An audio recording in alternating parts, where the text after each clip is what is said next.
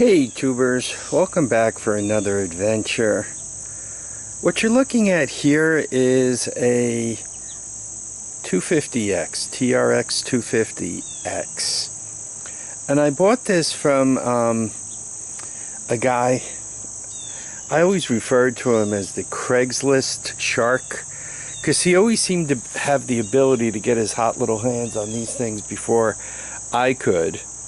And he bought up a bunch of this stuff and he was parting it out and selling it, and I guess he got frustrated with it because I got some plastic from him, and then real dirt cheap Honda plastic. And then he called me back like years later with a, do you want to buy that 250X? And I'm like, I could hardly remember who, well, quite honestly, I didn't remember who he was.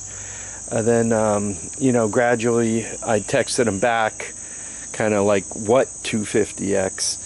And gradually as he started to describe himself and all to me, I remembered who he was.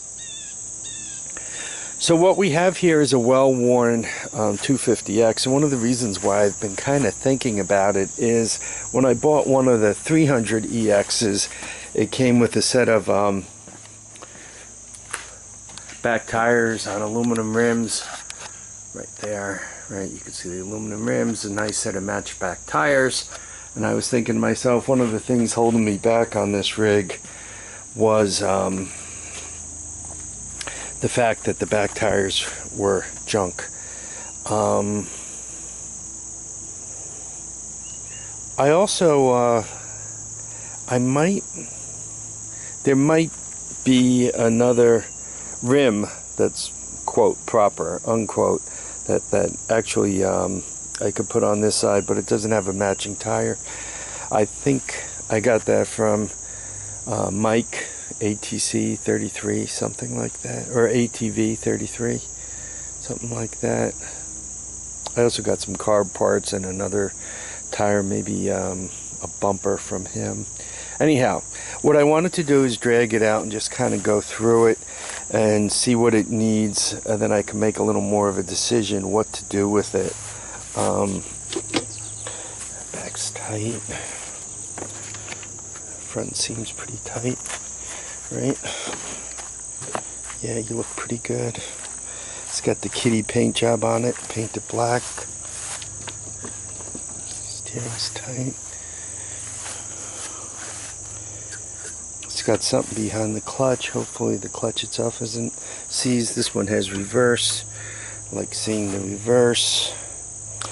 They put skid plates on it. I think those skid plates might be homemade. They go front to back, tail. They're in nice shape. One of the other things holding me back on this particular bike is I don't know what they were up to up here, but you could see I have a partial VIN number, not the whole thing. Now, what that means varies from state to state. Here in New York, it is illegal to remove a VIN number. I mean, they got to catch you removing it, but it's illegal to remove a VIN number. I didn't remove that VIN number. It was obviously done before it was painted and so forth. So that's, I didn't do anything illegal there. I didn't remove it. You can own an all-terrain vehicle or a car or anything else without a VIN number. It's legal to own it. But at this point, I cannot sell this thing as a complete unit with no number on the frame. I could, cut it up, take it apart, do whatever I want like that to sell it, but I cannot sell it as a complete frame. Hey, let's make it run. I was sold this thing as parts, so I don't know, is that legal? Oh, we have compression. That's still a good sign.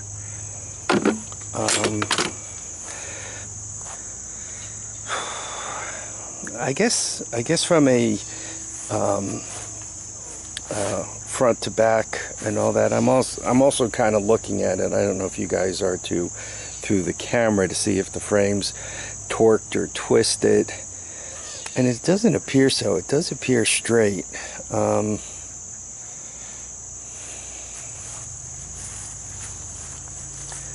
I mean, obviously the wire harness went out to lunch. I only see one CDI on this thing. Well, obviously it's sitting there, but some of these actually had two of them. It's good to see the front tires hold air.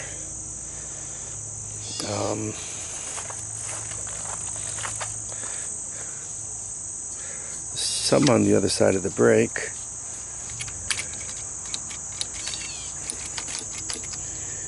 Yeah. I think the throttle needs some love and attention. The back brakes are not there.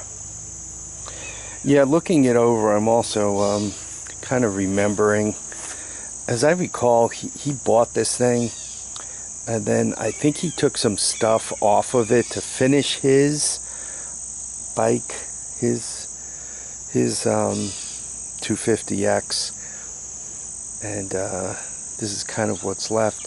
I do have some plastic for it, but the plastic's not in very good shape. And he also gave me another engine, though the engine was missing a cover on one side or both. I think it was missing the clutch side cover. I think it was missing this side.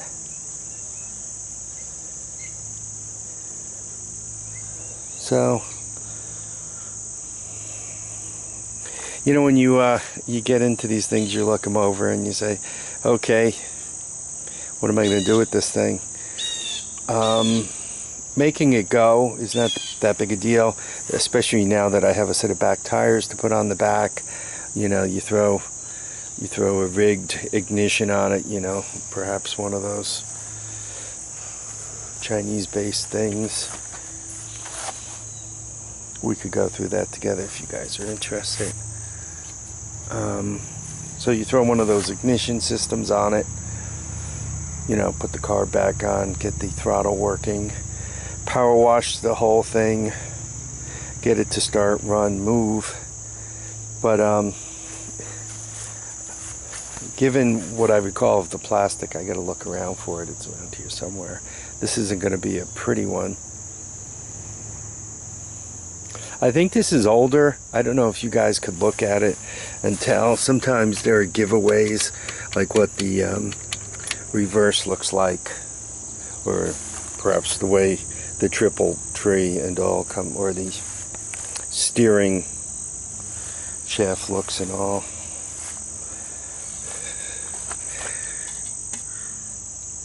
I mean, they did do some interesting stuff. This is kiddie stuff.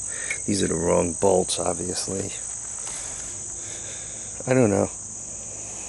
I think I need to get it started again, get the carburetor on it, and get it sealed up a little better. If I'm not going to work on it, I at least want to make it so that it doesn't go bad sitting around. I mean, all you need to do is get a few drops of water down the carburetor with the intake valve open, and you're and quite honestly, you're screwed. You just killed an engine, right? You just ruined a $800 engine. All right, I figured I'd drag this out and show it to you folks. This is, by the way, I mean, should you find one looking exactly like this, forget that it's not wearing any plastic. I mean, this is typically worth parts, and you can see I kind of gave it a little half of a kick, and it sounded like it had compression. It looks more or less complete. Typically stuff like this, nowadays it's hard to get it for much less than $500, even with the mismatched and screwed up back tires. I don't think I paid that much. I don't know. I think I paid in the high threes for it, which was still a lot of money. But where you run into the trouble, let's say you want to make it look beautiful. I mean, a set of plastics, I guess you try for aftermarket somewhere, but you're going to put a few hundred into them. let's say you got 5 into it, that takes you to 8. If you got to put a set of tires and rims on it, even used 100, 150, I mean, you're just about at 1,000, and the engine ain't running yet. You got to hope that carb's good. You know, the China ignition system, you're gonna tie up 20, 30 bucks in that, right? I mean, you know, you keep going and going and going. Then you look on Craigslist and you say, wow, I can find one in nice shape for somewhere around 1,000, or a Recon in pretty nice shape for 1,000. So a lot of times these rats, if you pick them up for parts because you need the parts, that's not a bad thing. I mean, from a parts point of view, the front tires hold air, proper rims, somewhere around 100 bucks. The engine, given that it's complete, I mean, that's still got to be worth a few $100. It's got all the steering stuff. The clutch feels pretty good. It does have the back axle swing arm. The shocks are there. I mean, so you're looking at, it's hard to get it for less than 500 because you got more than that worth of parts. But if you're trying to take it from 500 to what's it worth all fixed up, it's hard to bring it the rest of the way up for the next 500 bucks. If you don't, you know, you don't have plastics, you don't have anything you can kind of patch together for it. So there we are. I mean, it's a shame if somebody has one like this to say, I give up and turn it into parts. But once again, if you have something like this and this is all you have, I mean, yeah, you get it to run, you turn it into a backyard rat, but you're not going to turn it into a money maker. So here we have it. So this was, I don't know, I guess we could call it a Craigslist deal. I think I found it on Craigslist, and I think I paid less than $400 for it. It was a barn find. He told me he bought it out of a friend's barn, and I bought it out of his barn. So I guess that makes it a barn find one. And it's kind of an old deal. It's been sitting right there in those bushes for a while. You notice I'm keeping a halfway decent distance from it. That's because the bees are swirling about it a little bit. Well, now that it's out, let's see if we can't make it start and run. See if the clutch is still free. See if it smokes. See how the engine sounds. Then from there we can make a decision where to go. Okay, I want to thank everybody for watching, commenting, and subscribing. Please remember to keep your feet down, your heads up, and get out there and enjoy each and every day. Bye now.